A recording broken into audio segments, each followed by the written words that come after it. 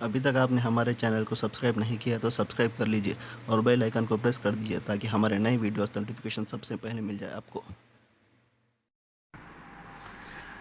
بسم اللہ الرحمن الرحیم نحمده ونصلی علی رسولنا الکریم اما بعد۔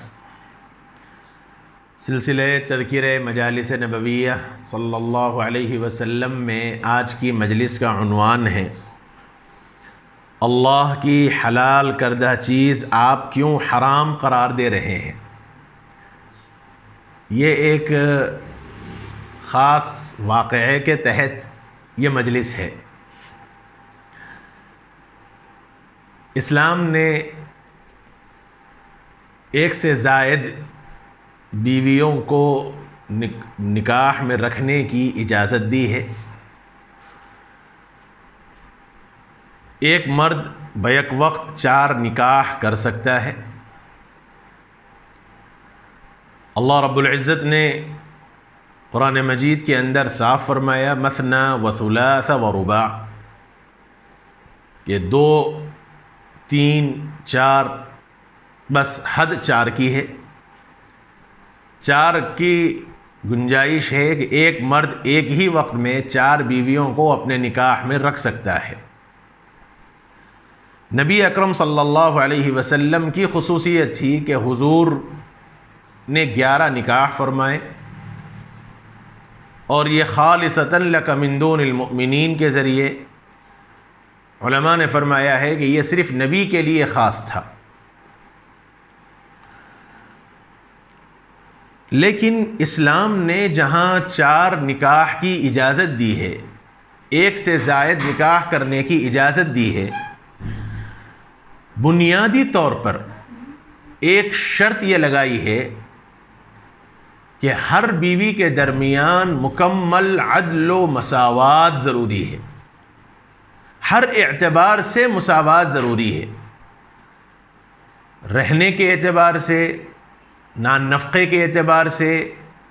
محبت غیر اختیاری چیز ہے، محبت الگ چیز ہے، دل کا میلان الگ چیز ہے، لیکن ظاہری رکھ رکھاؤ کے اعتبار سے، کسوہ کپڑوں کے اعتبار سے، سکنا رہن سہن کے اعتبار سے، نفقہ خرچ کے اعتبار سے، نکاح کے نتیجے میں یہی 3 چیزیں شوہر پر لازم ہوتی ہیں: نفقہ، سکنا، کسوہ۔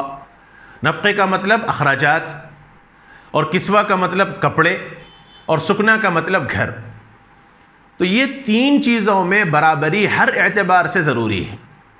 ایسے ہی شباشی کے اعتبار سے، رات گزارنے کے اعتبار سے، ہر بیوی کے پاس ایک ایک دن رات گزارنا، یہ عدل و مساوات کا مسئلہ ہے۔ ہاں، طبعی میلان اگر کسی اور کی طرف زیادہ ہے تو اس پر پکڑ انشاءاللہ نہیں ہوگی، اس لیے کہ نبی اکرم صلی اللہ علیہ وآلہ وسلم سے خود یہ دعا منقول ہے کہ اے اللہ، میں نے جو اپنی بیویوں کے درمیان تقسیم کی ہے سو کی ہے، لیکن میرے دل کا حال مولا آپ جانتے ہیں، دل میرے اختیار میں نہیں ہے۔ اور اللہ کے نبی صلی اللہ علیہ وسلم کا قلبی میلان حضرت عائشہ صدیقہ رضی اللہ عنہا کی طرف زیادہ تھا، لیکن عدل و مساوات کا جہاں تک مسئلہ تھا، حضور نے ہر زوجہ مطہرہ کے درمیان عدل و مساوات برابری قائم فرمائی۔ بہرحال یہ ایک بہت کٹھن مرحلہ ہے، بیویوں کے درمیان مساوات قائم کرنا، برابری کرنا، یہ اتنا آسان نہیں ہے۔ جو اس کانٹے دار وادی میں جو چلتا ہے اسی کو اندازہ ہے، جس نے اس پر قدم رکھا ہے اسی کو پتہ ہوتا ہے، اور اسی کو اندازہ ہوتا ہے کہ اس معاملے میں برابری اور مساوات قائم رکھنا کتنا مشکل ہے۔ ہر ایک کے بس کی یہ بات نہیں ہے۔ اللہ والے بعض بزرگ ہمارے ایسے بھی گزرے ہیں کہ اتنا زیادہ احتیاط کرتے تھے۔ حضرت تھانوی رحمۃ اللہ علیہ کے بارے میں یہ منقول ہے کہ حضرت کی 2 بیویاں تھیں۔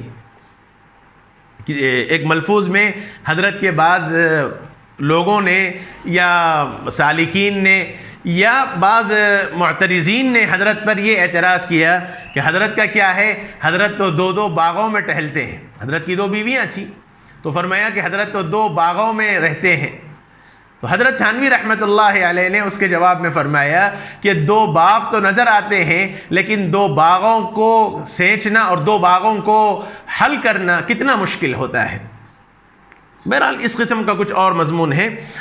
یہ حضرت تھانوی رحمۃ اللہ علیہ کے بارے میں ایک بات یہ منقول ہے کہ حضرت جب بازار سے 2 تربوز لاتے یا کوئی پھل لاتے تو ایک پھل کو ایک بیوی کو عطا نہیں فرماتے، بلکہ اس پھل کو اپنے ہاتھ سے، دونوں پھل کو اپنے ہاتھ سے آدھا آدھا کرتے، اور ایک پھل کا آدھا اور ایک پھل کا آدھا ایک بیوی کو بھیجاتے، اور ایک پھل کا آدھا اور ایک پھل کا آدھا دوسری بیوی کو بھیجاتے، اور یوں فرماتے کہ کیا پتہ کہ ایک پھل زیادہ میٹھا ہو جائے اور ایک پھل پھیکا ہو جائے، یا ایک پھل کھٹا ہو جائے اور ایک پھل زیادہ میٹھا ہو جائے، تو ہر ایک کو برابر برابر ہو جائے۔ یہ ہمارے بزرگان دین کا اور ہمارے اکابر کا یہ مزاج تھا۔ ہم جن کے نام لیوا ہیں ان لوگوں نے یہ غایت درجہ احتیاط برتی ہے، ورنہ عمومی اعتبار سے 1 سے زائد نکاح کرنے کی اجازت ضرور دی ہے، اور قرآن مجید نے بھی یہ شرط لگائی ہے کہ اگر عدل و مساوات قائم نہیں کر سکتے، برابری نہیں کر سکتے، تو پھر یاد رکھو ایک ہی پر اکتفا کرو۔ وَإِنْ خِفْتُمْ أَلَّا تَعْدِلُوا فَوَاحِدَةً، اور اگر تمہیں یہ ڈر ہو، تمہیں یہ اندیشہ ہو کہ تم بیویوں کے درمیان عدل و مساوات قائم نہیں کر سکتے، برابری نہیں کر سکتے، تو پھر ایک ہی پر اکتفا کرو۔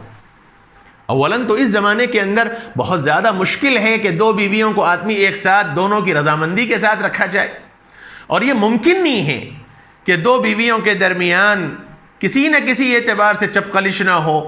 ہر بیوی یہ چاہتی ہے کہ وہ اپنے شوہر کو اپنی طرف مائل رکھے۔ اس لیے کسی کہنے والے نے یہ بات کہی ہے، اور اس کی بات بالکل بجا ہے، کہ عورت سب کچھ برداشت کر سکتی ہے لیکن سوتن برداشت نہیں کر سکتی۔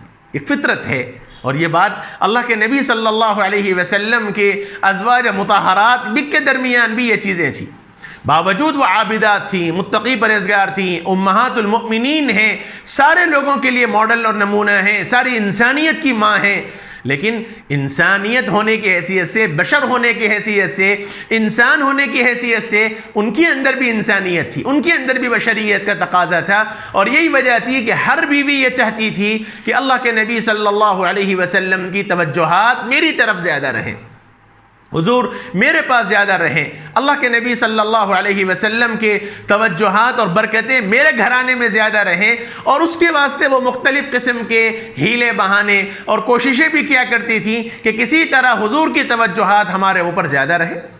لیکن سلام ہو میرے آقا پر، اللہ کے نبی نے امت کے واسطے یہ پیغام دیا کہ 1 سے زائد نکاح ضرور کرو اگر تمہارے اندر ہمت ہو، لیکن عدل و مساوات قائم کرو، اور یہ شرط کی بنیاد پر اگر نکاح کرنا چاہو تو کرو، ورنہ اور اگر یہ خدشہ ہو اور یہ خطرہ ہو کہ 2 بیویوں کے درمیان عدل و مساوات قائم نہیں ہو سکتا، برابری نہیں ہو سکتی، تو پھر ایسی صورت میں ان خفتم الا تعدلوا فواحدہ، ایک ہی پر اکتفا کرو۔ اور آج کی مجلس بھی یہی واقعے سے متعلق ہے۔ صاحب کتاب فرماتے ہیں کسی شخص کی بیک وقت 1 سے زائد بیویاں ہوں تو ان کے ساتھ انصاف اور برابری کا معاملہ کتنا دشوار اور نازک ہے، اس کا اندازہ اس کوچے اور اس خاردار جھاڑیوں سے گزرنے والے ہی کو ہو سکتا ہے۔ یعنی خاردار جھاڑیوں کا مطلب کانٹے دار درخت، ان کانٹے دار درختوں سے جو آدمی گزرتا ہے اسی کو اندازہ ہوتا ہے 2 بیویوں کے درمیان مساوات قائم کرنا کتنا مشکل ہوتا ہے۔ لیکن اس معاملے میں توفیق خداوندی سے رحمت عالم صلی اللہ علیہ وسلم اپنے امکانی حد تک پوری طرح کامیاب تھے، لیکن سوکن ہی ہوتی ہے۔ کسی کو یہ گوارا نہیں ہوتا کہ اس کے شوہر نامدار کسی اور کے پاس زیادہ وقت گزارے اور اس پر ان کی نظر التفات کم ہو، اس کے لیے وہ مختلف تدابیر اور حیلوں سے بھی کام لیتی ہیں۔ ازواج مطہرات بھی بہرحال آخری درجے کی صالحات اور عابدات ہونے کے باوجود انسان ہی تھیں، اور فطری طور پر ان میں سے اکثروں کے دلوں میں یہی خواہش پائی جاتی تھی کہ نبی رحمت صلی اللہ علیہ وسلم کا زیادہ وقت ان کے ساتھ ہی گزرے۔ سوکنوں کے درمیان پائی جانے والی اس طبعی صورتحال کا اندازہ ذیل کے واقعے سے بھی ہو سکتا ہے جو آپ صلی اللہ علیہ وسلم کے ساتھ اتفاق سے ایک دن پیش آیا۔ رحمت عالم صلی اللہ علیہ وسلم کا معمول ہمیشہ یہ تھا کہ عصر کی نماز کے بعد ازواج مطہرات میں سے ہر ایک کے خبر ان کی خبر گیری کے لیے کچھ دیر ضرور تشریف لے جاتے، رات گزارنا الگ مسئلہ ہے. ہر بیوی کے پاس رات گزارنا، اللہ کے رسول پوری رات گزارتے، یعنی عشاء کی نماز پڑھ کے حضور اپنے اس بیوی کے پاس تشریف لے جاتے اور پھر فجر تک وہیں رہتے. لیکن عصر کی نماز کے بعد سے مغرب کے درمیان ہر زوجہ کے پاس حضور تشریف لے جاتے. ہر بیوی کے پاس ایک ایک رات گزارنا الگ چیز ہے، اور یہ روزانہ کا معمول تھا، ہر بیوی کے پاس الگ الگ رات گزارنا. لیکن ہر بیوی کے پاس عصر سے مغرب کے درمیان اللہ کے نبی ہر بیوی کے پاس جاتے اور ہر بیوی کی خیر خیریت دریافت فرماتے.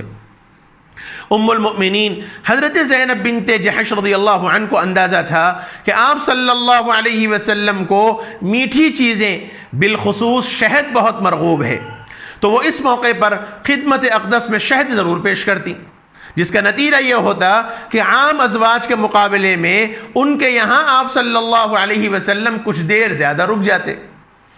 حضرت عائشہ صدیقہ رضی اللہ عنہا کو اس پر رشک آیا، اور انہوں نے حضرت حفصہ سے ایک دن کہہ دیا، ہم یوں ترکیب کریں گے کہ ہم میں جس کے یہاں بھی زینب کے بعد آپ صلی اللہ علیہ وسلم تشریف لائیں، ہم کہیں کہ آپ کے دہنے مبارک سے مغافیر کی بو آ رہی ہے. مغافیر ایک قسم کا گوند ہوتا ہے، اس زمانے میں گوند ہوتا تھا جس میں ایک قسم کی بو ہوتی تھی، تو آپ کے منہ سے بو آ رہی ہے. کہیں ایسا تو نہیں کہ آپ نے مغافیر کو نوش فرمایا ہے؟ مغافیر آپ نے پی لیا جس کی وجہ سے آپ کے منہ سے بو آ رہی ہے. اور اس کی وجہ اصل میں یہ تھی کہ اللہ کے نبی صلی اللہ علیہ وسلم بدبودار کھانوں سے بہت احتیاط کرتے تھے، اسی لیے کچی پیاز اللہ کے رسول نے استعمال نہیں فرمایا، لہسن کو حضور نے منع فرمایا. اس کی وجہ یہ تھی کہ جبرائیل علیہ السلام تشریف لاتے ہیں، فرشتے حضور کے پاس آتے ہیں، اور فرشتوں کا بدبو سے اصل میں ناپسندیدگی ہے. یہی وجہ ہے کہ روزے کے لیے خصوصیت بیان کی گئی کہ لَخَلُوفُ فَمِ الصَّائِمِ أَطْيَبُ عِنْدَ اللَّهِ مِنْ رِيحِ الْمِسْكِ، کہ روزے دار کے منہ سے نکلنے والی، یعنی معدے کے خالی ہونے کی وجہ سے روزے دار کے منہ سے جو بو پیدا ہوتی ہے، اللہ کو وہ بو مشک سے بھی زیادہ پسندیدہ ہے، اور عمومی اعتبار سے بدبو زیادہ پسندیدہ نہیں ہے. اس لیے کچی پیاز کھا کر، کچا لہسن کھا کر مسجد کو آنے سے منع کیا گیا تاکہ دوسروں کو تکلیف نہ ہو. اللہ کے رسول صلی اللہ علیہ وسلم سے یہی بات ہوئی، اس طرح کی بات کرنے کی بات آئی. بہرحال حضرت حفصہ رضی اللہ عنہا نے منصوبے کے مطابق آپ صلی اللہ علیہ وسلم سے ایک دن ان کے گھر تشریف آوری کے موقع پر دریافت کیا کہ آپ نے مغافیر تو نوش نہیں فرمایا. یعنی یہ پلان تھا. حضرت حفصہ کے پاس حضور آئے تو حضور سے حضرت حفصہ نے کہا کہ حضور آپ کے منہ سے آج مغافیر کی بو آ رہی ہے، کیا آپ نے مغافیر نوش کیا؟ حضور اکرم صلی اللہ علیہ وسلم نے فرمایا کہ نہیں، ہاں البتہ میں نے زینب بنت جحش کے بعد شہد پیا تھا، تو ہو سکتا ہے کہ شہد کی مکھی نے وہ مغافیر کا رس چوسا ہو اور اس کی بو آ گئی ہو. اس لیے اللہ کے رسول کو ایک احساس ہو گیا کہ شہد میں قسم کی بو ہوتی ہے. اللہ کے نبی صلی اللہ علیہ وسلم نے نذر مان لی، قسم کھا لی کہ اب آج کے بعد میں کبھی شہد نہیں پیوں گا. بس قرآن مجید کی آیت اسی وقت نازل ہوئی، یا ایھا النبی لم تحرم ما احل اللہ لک، اے نبی اللہ وہ چیزیں جو اللہ نے آپ کے لیے حلال کر دی ہیں آپ کیوں حرام کرتے ہیں؟ لم تحرم ما احل اللہ لک، جو چیز اللہ نے آپ کے لیے حلال کر رکھی ہے، جائز کر رکھا ہے، فائدہ ہے اس کے اندر، آپ نے اس کو اپنے اوپر کیوں حرام کر لیا؟ اور بڑے مشفقانہ انداز میں، بڑے محبتانہ انداز میں اللہ رب العزت نے فرمایا تبتغی مرضات ازواجک، یعنی آپ اپنی بیویوں کی خوشنودی کے واسطے، اپنی بیویوں کو خوش کرنے کے واسطے، اپنی بیویوں کو راضی کرنے کے واسطے اللہ کی حلال کردہ چیز کو اپنے اوپر حرام کر رہے ہیں. قد فرض اللہ لکم تحلت ایمانکم، اللہ تعالیٰ نے فرمایا نہیں، یہ بات نہیں، یا لما تحرم ما احل اللہ لک تبتغی مرضات ازواجک واللہ غفور الرحیم. اللہ تعالیٰ نے فرمایا اللہ بہت معاف کرنے والے اور رحم کرنے والے. وہ آیت دوسری ہے جو زبان پہ آ گئی، وہ مراد نہیں ہے. تو حالانکہ آپ سے یہ جو خطا ہو گئی، اللہ تعالیٰ کی حلال کردہ چیز کو آپ نے جو اپنے اوپر حرام کر دیا جبکہ اللہ نے نہیں کیا، یہ ایک طرح کا عمل ایسا تھا جو آپ کے شان کے خلاف تھا. بہرحال اللہ تعالیٰ آپ کے اس انجانے میں ہونے والی خطا کو بھی معاف فرما دیں گے، درگزر فرما دیں گے. وہ بھی ایک بڑا دلچسپ واقعہ ہے، سورہ تحریم کے اندر اللہ تعالیٰ نے اس واقعے کو بیان فرمایا۔ کسی اور موقع پر انشاءاللہ جب تفسیر کا سلسلہ اگر جاری رہا اللہ کی توفیق اور قدرت سے، اور سورہ تحریم تک اگر بات آ گئی، انشاءاللہ وہ واقعہ آپ کے سامنے عرض کیا جائے گا۔ بہرحال یہ روایت بخاری کے اندر موجود ہے، جس میں یہ بتلایا گیا ہے کہ ازواج مطہرات نے انسان ہونے کی حیثیت سے بھی اس طرح کی بات کی ہے تاکہ حضور کی توجہ اپنی طرف خالص طور پر کر لیں، لیکن عدل و مساوات کا جو اسلام نے حکم دیا اس کو برابر رکھا جائے۔